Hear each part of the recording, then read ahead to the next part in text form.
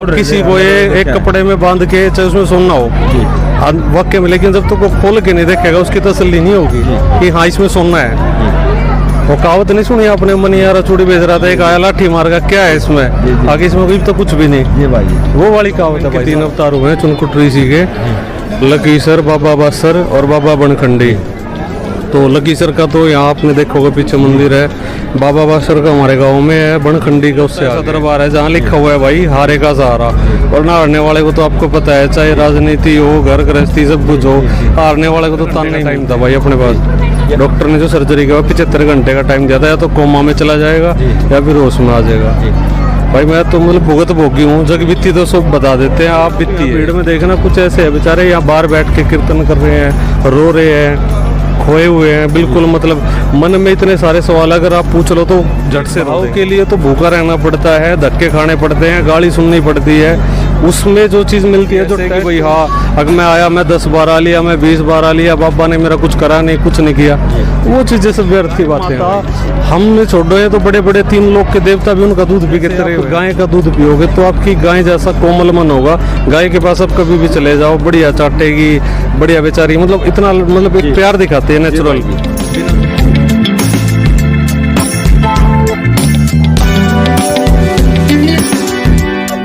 जय श्री श्याम भाई साहब। कहाँ से आए हो आप? मैं किवाना गाँव है जी, बाबा का ही गाँव है जी। हाँ जी, चुलकाना के पास ही है किवाना जी, वहीं से। कितने दिन से जुड़े हो आप बाबा के यहाँ? हम तो भाई हमारे तो 3 पीढ़ी होली, 3-4 पीढ़ियाँ। हमारा तो बाट के पास जो पोती होती है उसमें भी बाबा के साथ कनेक्शन है जो 1150 साल पुराना है जी। हमारे गाँव में इनके 3 अवतार हुए हैं चुनकुटरी सी के, लकीसर, बाबा बासर और बाबा बनखंडी। तो लकीसर का तो यहाँ आपने देखोगे पीछे मंदिर है, बाबा बासर का हमारे गांव में है, बनखंडी का उससे आगे है। ये महाभारत कालीन गांव है, तीनों के तीनों महाभारत, मतलब एक खेड़ी गुजर सतकुंबा है जहाँ पे बाबा के अनोखे चमत्कार बताए भक्तों ने यहाँ। बाबा के तो भाई एक से एक चमत्कार है, हारे का सहारा बताते हैं बाबा। बिल्कुल है भाई, जब सारी दुनिया के दरवाजे बंद हो जाते हैं तब बाबा का दरवाजा खुला मिलता है।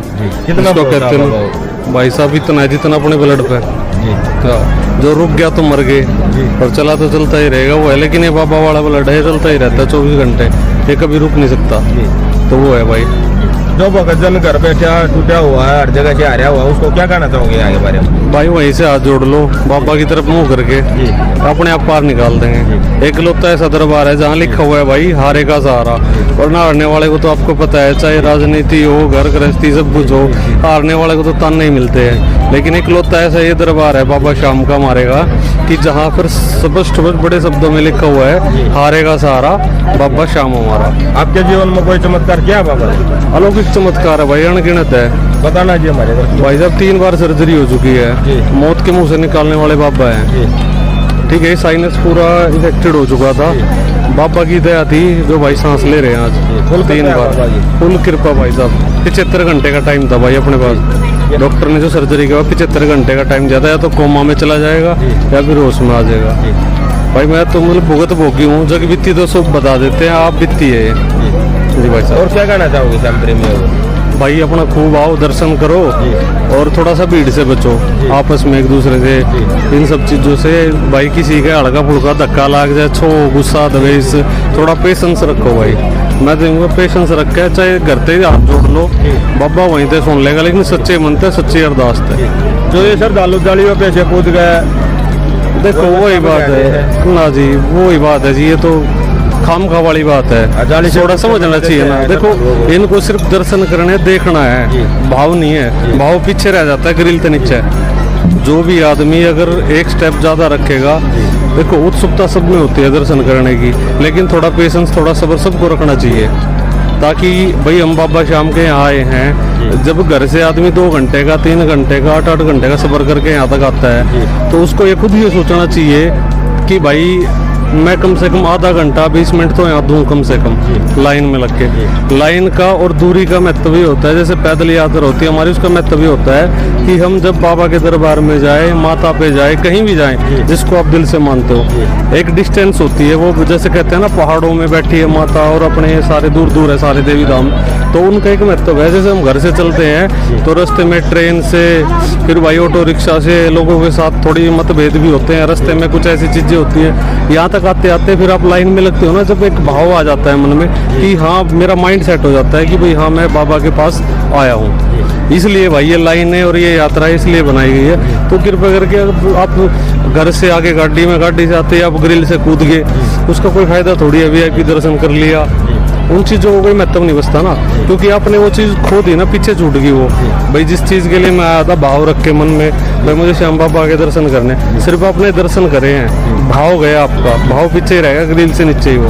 ठीक है, जो VIP कल्चर है वो उसमें वो चीज़ें खत्म हो जाती है। लेकिन आप यहाँ भीड़ में देखना, कुछ ऐसे है बेचारे यहाँ बाहर बैठ के कीर्तन कर रहे हैं, रो रहे हैं, खोए हुए हैं बिल्कुल। मतलब मन में इतने सारे सवाल अगर आप पूछ लो तो झट से रो देंगे, जिनकी यहाँ मतलब आंखें बाबा के सामने आते हैं, अपने आप रोना छूट जाता है, कपकपी हो जाती है। वो सब भाव है, वो भाव नहीं रहते ना, क्योंकि जब आप खड़े ही नहीं होगे, जब आप रुकोगे नहीं तो भाव कहाँ से दिखेगा?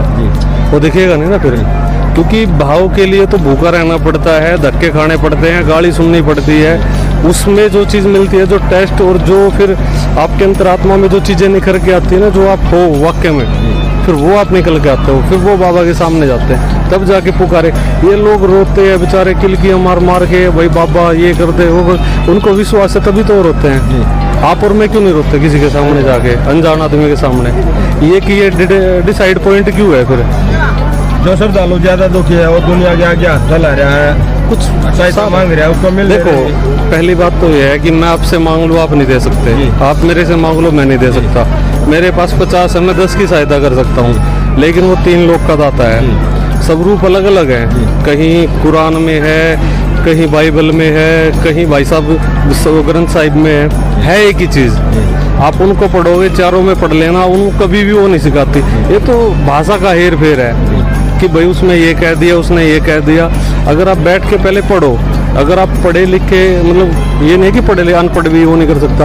अनपढ़ के पास प्रैक्टिकल ज्ञान होता है, जो कहते हैं ना भुगत भोगी होता है, उसके पास वो ज्ञान होता है। पढ़े लिखे के पास थोड़ा और ज़्यादा हो जाता है, भाई हाँ वो बता सकता है कि ये क्वेश्चन ये लाइन वहाँ थी, वो रिमार्क कर सकता है।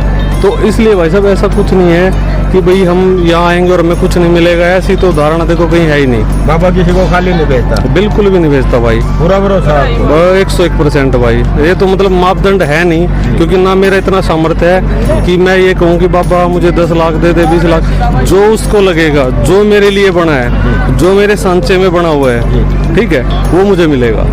वो हर ना किसी को नहीं भाई। नाराजगी खुद से होती है, हमारा विश्वास, हमारा माइंड मेथड जब डगमगाता है तब चीज़ें खराब होती हैं। ना कि ऐसे कि भाई हाँ अगर मैं आया, मैं 10 बार आ लिया, मैं 20 बार आ लिया, बाबा ने मेरा कुछ करा नहीं, कुछ नहीं किया, वो चीज़ें सब व्यर्थ की बातें हैं भाई। क्योंकि वो तो ये हो गया ना कि भाई हम मैं इसलिए आ रहा हूँ 20 बार, चल रहे आप मिलने आओ, ये बिना प्रसाद बिना ज्योत है उसमें भी खुश है। आप सिर्फ आके सबसे भाव से आप खड़े हो जाओगे ना, प्रसाद ये तो देखो आप 10 का प्रसाद ले रहे हो, 10 तो दुकान पे दे दिए जी भाई जी, चल रहे वो तो दुकान पे ही रह गए 10 रुपए आपके। उनका बाबा कभी भी उन चीज़ों का भूखा नहीं है, आपने इनको खिला दिया, उनका भी बाबा भूखा नहीं है। बाबा भाव का भूखा, तू आ मेरे से मिलने, बस उस चीज़ की वेट करता है बाबा, तू आ, तू मेरे से मिलने आ बस, फिर देख मैं तेरे लिए क्या क्या करता हूँ। किस माध्यम से प्रसन्न होता है बाबा जल्दी? जल्दी तो भाई देखो सच्ची श्रद्धा, सच्चा विश्वास, और मतलब एक इंसानियत होता है ना जिसकी अंतरात्मा में ये होता है कि भाई मैं किसी को बुरा ना कहूँ, जियो और जीने दो की नीति जिस आदमी के, जिस इंसान के रोग में होगी, उसका बाबा ऑटोमेटिक ही भला कर देता अपने आप ही। उसको मांगने की भी जरूरत नहीं पड़ती, बाबा उसको खुद बोलता है आजा भाई मैं दूंगा। ठीक है, जो बाबा का भोग है वो सबसे प्रिय भोग बाबा का कच्चे दूध का बताया है। जी भाई, और गौ माता के दूध का बताया है। जी भाई, तो गौ माता के बारे में आप क्या कहना चाहोगे? गौ माता के अंदर तो तीनों लोक की शक्ति बसती है। जब एक बच्चा माँ के गर्भ से पैदा होता है ना, और उसको कह देता है डॉक्टर भाई इसको तो पाउडर का दूध पिलाओ, ये तो निप्पल पिएगा, ये फलाना पिएगा, इसका इम्यूनिटी सिस्टम कमजोर है, तो ऐसा क्या है कि हम उसको भैंस का दूध नहीं पिला सकते? गाय माता का ही क्यों पिलाया? क्योंकि गाय माता हमने छोड़ो है तो बड़े बड़े 3 लोक के देवता भी उनका दूध पी के तरे हुए हैं। श्री कृष्ण भगवान ने भी गैया के पीछे बिल्कुल भाई, सात्विक को एक कहते हैं ना, हमारे उसमें एक कहावत है कि सात्विक और संतोषजनक जो शीतल भोजन। अब जैसे आप गाय का दूध पियोगे तो आपकी गाय जैसा कोमल मन होगा, गाय के पास आप कभी भी चले जाओ, बढ़िया चाटेगी, बढ़िया बेचारी, मतलब इतना मतलब एक प्यार दिखाते हैं नेचुरल, बिना जुबान के। आप भैंस का दूध पियोगे तो भैंस बुद्धि हो जाएगी, वही बैल बुद्धि, वो वाली बात है। तो गौ माता के बारे में और क्या? गौ माता तो भाई शीतल है, उनके लिए कोई टिप्पणी, कोई शब्द ही नहीं बना कि मैं उनकी मतलब पूरी संक्षेप में उनकी पूरी वो लिख सकूं, संजीवनी बता सकूं, एक भी शब्द ऐसा नहीं है भाई। और जैसे भाई जी मैंने यहाँ देखा है, जो श्रद्धालु आते हैं वो बिस्कुट है, कुरकुरा, उसका पैकेट ऐसे ही डाल देते हैं। नहीं, वो तो देखो, साफ सफाई के बारे में क्या कहना चाहोगे? देखो साफ सफाई तो जब आप घर में जाते हो ना, एक कहावत है कि कुत्ता भी पूंछ मार के बैठता है। अब हम यहाँ डाल गए, कूड़ा कचरा डाल गए, ये आपके सामने डोने पड़े हैं, ये सब पड़े हैं। अब आप यहाँ तो आपकी सिर्फ और सिर्फ नजर दीवे पे, बाबा पे, मैं वही तो कह रहा हूँ थोड़ी देर पहले, बिना भाव के आप दीवे पे, उस पे, वो सिर्फ एक दिखावटी है। आप सेटिस्फेक्शन लेके नहीं जा रहे हैं, संतुष्टि। वो कभी वो 10 दिन यहाँ दिखेगा, 10 दिन फिर डेरे में दिखेगा, 10 दिन कहीं और, क्योंकि उसका मन स्थिर नहीं है। मन स्थिर होगा तो सारा सिस्टम अपने आप काबू में हो जाएगा आपके। तो साफ सफाई का विषय ध्यान श्रद्धालुओं को रखना चाहिए, बिल्कुल रखना चाहिए। और मेरा और आपका सबका महत्व बनता है इस चीज में, दायित्व फर्ज है, सबका दायित्व ये बनता है कि भाई अपने आसपास सफाई रखें और औरों को भी बोले। भाई वो गुस्सा हो जाएगा, इतना ही हो सकता है, सुन लो। सही बात है जी। देखो अगर सुनने वाला बड़ा है तो सुन के देखो ना। पता क्या होता है, मैं यहाँ बड़ी बड़ी बातें बोल दूं, भाई मैं ये कर दूं, मेरे लिए मैं ये मानता हूँ, मैं वो मानता हूँ, अगर अपने अंदर ठहराव नहीं है ना, एक मतलब भाई हाँ मैं पेशेंस नहीं है मेरे अंदर, तो कुछ नहीं है। आजकल तभी तो एंजाइटी, डिप्रेशन, ये सारी चीजें क्यों है? इनका एक ही उदाहरण है भाई, शांत नहीं है कोई भी, सब भटक रहे हैं। सही बात है जी। सब वो लड़ी नहीं आती है दिवाली पे, वो एक बार झपक झपक ज्यादा करती है, फिर स्लो स्लो, वो वाला सीन है सब। सही बात है। और कुछ श्रद्धालु मैंने ऐसे देखा जो जालियों से कूद गए, मतलब आगे की तरफ बढ़ रहे हैं। फिर वही तो चीज कह रहा था मैं भी, आपने पहले भी एक सवाल पूछ लिया, जालियों से कूदने वाला, जिंदगी में सवालों से कूदने वाला, उसका कोई हल हुआ है आज तक? वो ऐसे कूदता कूदता कूद ही गया बिल्कुल। और जो बाबा श्याम ने ये पीपल का वृक्ष है, इसका छेदन किया था, इस पीपल के वृक्ष के भी पत्ते तोड़ते हुए मेरे को श्रद्धालु देखे हैं। पता क्या होता है, आजकल आदमी की ये लालसा है कि मैंने छू लिया, मैंने छू लिया, मैं टच करके देखूं, मैं तोड़ के, उस पर ज्यादा विश्वास रखता है। आप किसी को ये एक कपड़े में बांध के चाहे उसमें सोना हो वाक्य में, लेकिन जब तक वो खोल के नहीं देखेगा उसकी तसल्ली नहीं होगी कि हाँ इसमें सोना है। वो कहावत नहीं सुनी आपने, मनियारा चूड़ी बेच रहा था, एक आया लाठी मार का, क्या है इसमें? आगे इसमें भी तो कुछ भी नहीं, वो वाली कहावत है भाई साहब। इसलिए मन की आंखों से आप देखोगे, मन दर्पण से, मैं कह रहा हूँ पहले ये होता था ना कि भाई मैंने उसको याद किया, भाई मैंने उस आदमी को याद करा और वो सामने आ गया एकदम, अरे तेरी तो उम्र बहुत लंबी है भाई। तो वो वाली चीज होती है जब आप भगवान को अपने अंतरात्मा से याद करते हो ना। यहाँ भी मत आओ, किसी भी मंदिर में मत जाओ। मंदिरों का ये निर्माण इसलिए नहीं होता कि भाई आप आओ वहाँ मतलब आडम्बर रचो, सारी रात ये करो वो करो, भाई अपने आप को कष्ट दो। भगवान कभी नहीं कहता, वो कहता है तू सामने से निकल जा, लेकिन श्रद्धा के साथ सर झुका दे, बस वही बहुत है। मीरा थी, मीरा ने कब किसको छुआ है बताओ?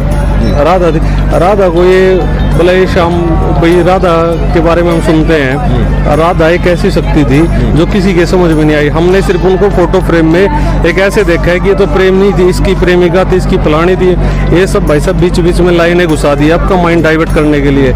जैसे रामायण में एक लाइन घुसा रखी है कि भाई अगर राम इतना अच्छा था तो उसने बाली को क्यों मारा?